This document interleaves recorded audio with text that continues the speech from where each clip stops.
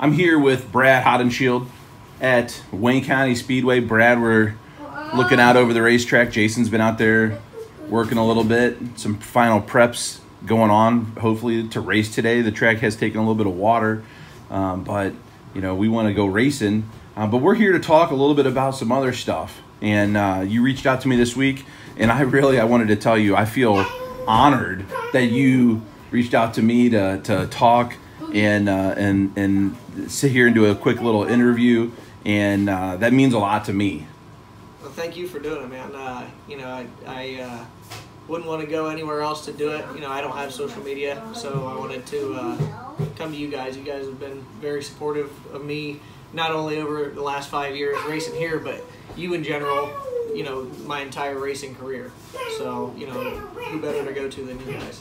Well, you know, and as, you know, you reached out and said, hey, I want to do an interview, and, you know, we hammered out on Saturday, and I sat and I reflected and thought a lot about, you know, like our friendship. And then I remember, you know, the very first time I talked to you about where our cars are parked right down there.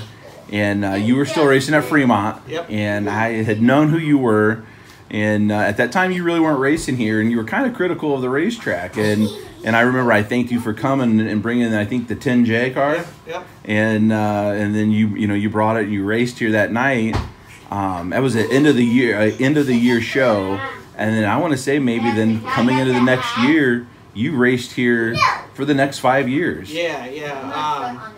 You remember that? Yep. Okay, I'll go back to Hey, my boys. And I'm back. But yeah, you know, at the time when we owned our own stuff, my dad and I owned our 10 car. We had a lot of partnership in that as well.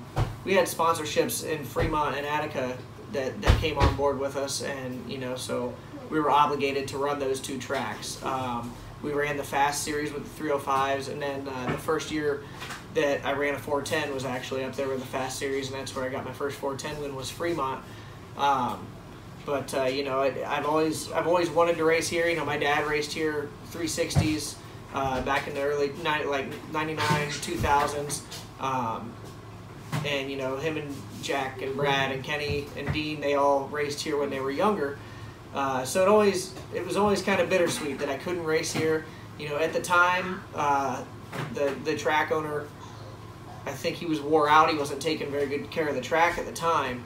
And now, you know, you got Jason and Kristen in here, and they're doing everything that they can. Do we have a bathroom in here? You know, you got Jason and Kristen Flory. They took over when the track went to auction, and you know, they've been doing a phenomenal job. They've done so much work around here for improvements and just taking care of the fans and the racers, and not only them but all you guys, all the staff, has brought this place back to life, and it's pretty cool. And you know, you know, when you've got NASCAR drivers that make it a point to come here every year, you know you're doing something right. With Larson and Casey and Tony and everybody, Christopher Bell, that come back and say that I want to race Wayne County, and it's one of the more fun racetracks. That, you know, that says something, that you guys are doing something right. So, again, you know, I reflected and thought about some of the times where I remember the very first time we went to the World 100. I was changing tires for Spud on the 20M late model, and you know, you were probably just a 19, 20, I don't know if you were 21 yet. Yeah, I wasn't very old. You know, and we met you guys down there at Eldora. You know, so our friendship goes back a bit, but you know, you wanted to reach out and talk a little bit today. You had some things going on, and then you wanted to you know, discuss some things. So again, this is your opportunity. Yeah, you know, just, you know, I've been thinking about it for a little bit now, and you know, I've decided to fully retire from racing. You know, we've lost a lot of great race car drivers in the past 5-6 years, and you know, they were guys that did it for a living. That was their life. That's how they made their money. And if it was different for me that way, it would be a different situation. But you know, I'm doing this for fun on the weekends. You know, I've got a full-time job, and to me, I don't want to take the risk of my kids growing up without a dad. You know, we took my son Hudson to Knoxville for the first time this year, and you know, he really learned about what happened with Jason Johnson, and you know, that really hit home with him. And you know, I don't want them to fear coming to the racetrack every time I get in the car. So that's a lot of it. I also want them to grow up knowing that there is other things other than racing out there. Yeah. This one here that is being funny. He's really into Boy Scouts right now, huh? Yes. And for him to do that, you know, some of the retreats are weekend stuff, and I don't want to be the dad that says no, we're not doing that because I want to do what I want to do. You know, I want to be able to show more of life to my children. My dad's too old for this. I'm too old for it. Now. Too old and bold, huh?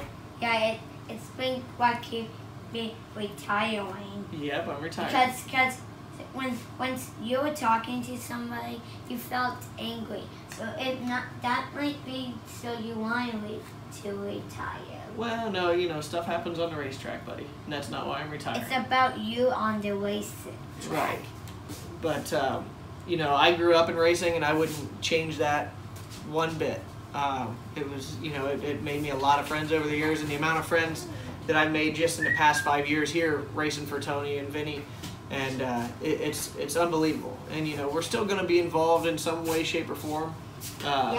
But yeah, so for now, I just, you know, it was time for me to take off and, you know, spend time with the family and keep moving. Watch the kids grow up and keep you know, moving, give right? them the opportunity to keep doing things that they like as well. Yes, and keep moving. Yeah, keep moving and keep doing. So yeah, it just, you know, things. This week it kind of really weighed on me a lot. You know, I talked to Tony about it, and with it hitting home with Hudson, you know, it's one of those things where, you know, I don't want to be selfish and put them at risk of growing up without a dad when I'm not doing it for a living. You know, I'm doing it for fun. So it's just, it all culminated, and I decided this week that it was time. I'm sure a decision like that is not something that you take lightly. You're a Haudenschild, and like you said, racing is in your family. It's in your blood.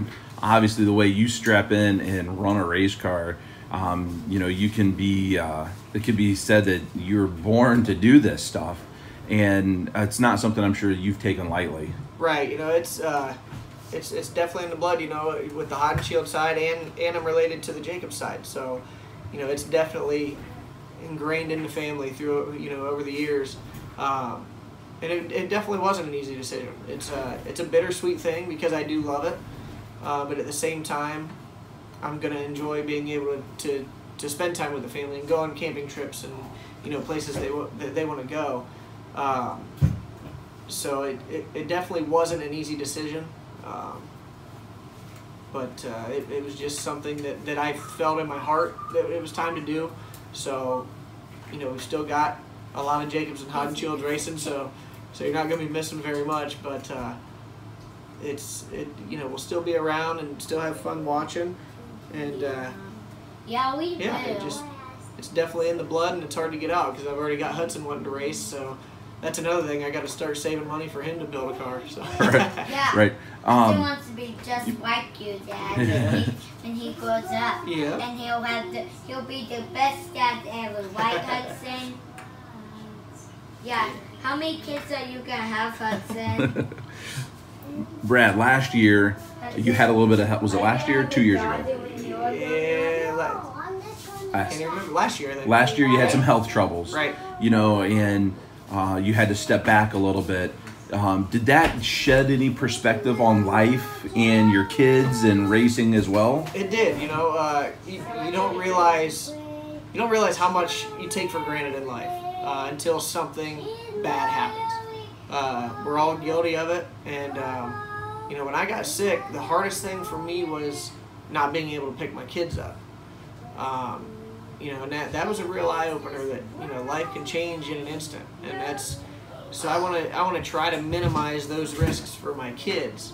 You know, I understand, you know, you could get hurt or something catastrophic driving down the road every day, but if I have a chance to minimize those risks a little bit for the sake of my kids, then I'm happy to do it. You know, the sickness it was really weird, but you know, I had a lot of support between family, friends, racing friends, just the whole community as a whole. It was unbelievable, and you know, it definitely makes you thankful for what you have, and it makes you realize that life really is short, and it's not always, you're not always guaranteed.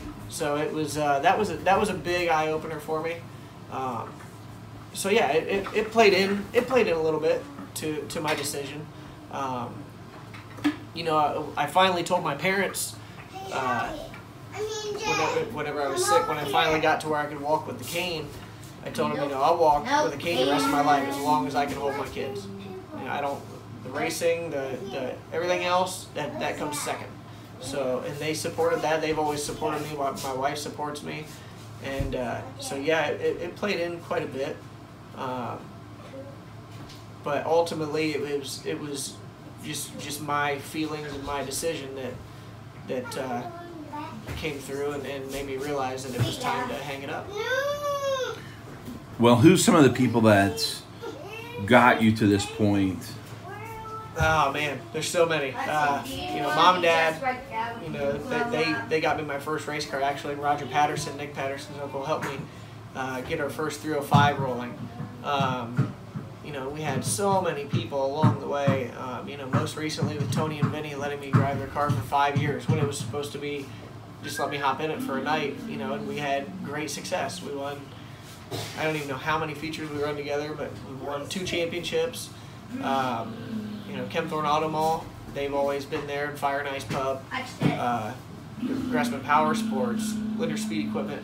You guys here at the track, and there's just so many people, and I know that I'm going to forget some people in this, but you know, ultimately the people that believed in me enough to sponsor our race cars from the day that I strapped in until now, they believed in something, and so, you know, I always wanted to do the best I could to show them that their money wasn't going to a bad cause. So between that and the fans and just the family support, you know, I can't thank everybody enough. It's, you know, fans, whether you were cheering or booing, I guess, you know, you're doing something to be noticed. So, you know, cheering or booing, it doesn't matter. I appreciate everybody. And you know, so that's a huge thing for me, is the friendships that I've made in this sport. You know, they're for a lifetime. So it just, yeah, I can't thank everybody enough, man. I know that I'm forgetting people, but I just want everybody to know how much I appreciate what they've done for me over the years, and not only me but my family now. You know, because when I started racing, I was young, and you know, I didn't have a family, didn't have a wife, and then you have kids and you get a wife. Things change, man. Your priorities change. So it's, yeah, you have to be part of a family. It's the coolest thing in the world for me is to be a parent and a husband. And that's the biggest thing in life for me. There's a problem over there. Okay, it's fine. I did on accident. What'd you do? You spill something? What? Yes, it was okay, on we'll clean it up in a minute. What? I know. Is that blue? Okay, no, just go sit. I know when I didn't really know you weren't racing here, and then you hopped in that car 5 years ago, and immediately you were ripping the lip. I mean, you were flying around the top, and hang on, we'll go outside in a minute. Daddy, just relax. No, broom. Okay, go sit down and be quiet, please. And we, you know, you become an instant fan. You fall into that. Yeah, I work at a racetrack, and yeah, I don't have favorites, but they're all my favorites. You know, I want to see you win. I want to see Danny win. You know, I want our guys to do good. But you become, you fall, not fall in love, but you just, you know, it was just so awesome to watch you race, and with reckless abandon, and you didn't tear up a lot of equipment, and you know, so it was like you put a show on, and it was just a really fun time. So I know that I probably speak for a lot of people that it's been very enjoyable to watch you, to have that have that opportunity to be able to watch you do what you do and put on a show. Thank you. Yeah, that first night actually, it took a little bit to talk Tony into put me into it, and I think the selling point was that he wouldn't have to take Moomal's seat out for me to drive it because we're the same size. So talked to Moomal, and he was fine with me using his seat. He was out the King's Royal actually racing, and we were going to win the first night out, and had a good battle going with Brock Martin and driver error. I spun out on the bottom trying to get around the lap car at the end, and started back at the tail with a couple laps to go. I think we still ended up 5th or 6th, and so that from that night on, you know, we've been together, and you know, he gives me a car that is able to run the top that hard, you know, and it's especially places like here, it's not easy to run the top because there's so much straightaway speed, and to get yourself mentally talked into try not to lift, or you go in there wide open. Guys, Hudson, Jameson, actually, Jay, sit over here. But to be able to trust your race car enough, and to trust your mind enough to get your brain to tell your foot don't pull up on the pedal, it's intimidating, and but it's fun. That's what makes it fun, is that little bit of nervousness that you get. You know, it's more adrenaline than nerves, and you know, just the competition aspect of it is what always drove me. You know, I want to win every night. You know, this year we've had a lot of bad luck, man. You know, between getting caught up and stuff and my mistakes, you know, we've just had a lot of bad luck lately. We cut tires, you know, we've knocked front ends out, and between driver error and just getting caught up, we've had some bad luck. But you know, it doesn't change the love of the sport. So yeah, it's one of those things that you can't describe it unless you can get somebody in a race car, and it's a complete euphoria when you're in there, and I'm more relaxed in there than I am anywhere else in the world. I'm at ease, I'm calm, and so it's hard to step away from. But you know, we've had a lot of success. I've been fortunate enough to run good equipment, not only for Tony, for Rich Farmer for a few years with 410 stuff and 305 stuff, and my dad has always put me in the best equipment that he could buy, safety-wise and performance-wise. You know, J&J, we've been with them since I was in the 305. They are the safest race cars that I've ever driven. You can feel them working underneath you, so you can explain what the car is doing. And they're a naturally tight race car. They're not real loose, like a Maxim is generally a loose race car.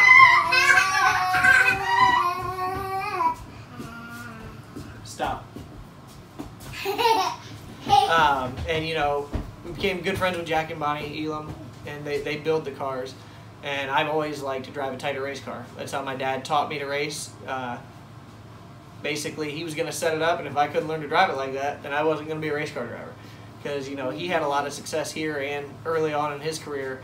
And he always said, if you can drive a tight race car, you can beat quite a few guys out there, because when the track goes away, your car kind of comes in, whereas theirs goes away. So you know, he kind of taught me my driving style. You know, I like to be on the edge, but at the same time, I sit back and watch and wait and figure out what everybody's doing. You know, a couple laps in, and then you start slowly moving up through the field. But it's been awesome, and you know, we've had some awesome races here, which to me is awesome, not only for myself but for the fans. Right. It's just, man, there's some memories with races here that you know, they'll never go away. All right, Brad. I appreciate you coming down. This was a great time. It's been fun being able to watch you race, and I appreciate the invite today, and I'm just so glad that I got to be a part of this and to be able to watch you. Well, thank you very much, man. And like I say, everybody, I want you to know how much I appreciate all this love and support over the years. It wouldn't have been possible without everybody's support, and you know, that's the biggest thing for any race car driver. So you know, go out, support your race car drivers, all their sponsors, buy from their sponsors. That's why we're here. That's why we're able to do what we can. You know, just support your local tracks too.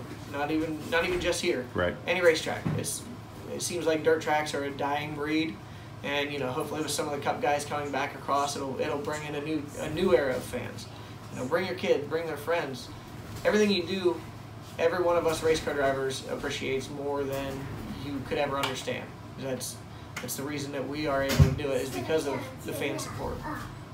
So thank you guys for everything over the years, and you know, we'll see you around the track, I guess. We'll see you, Brad. Yep. And we'll be seeing one out here soon. Yeah, yep. Thank you again. Daddy, I liked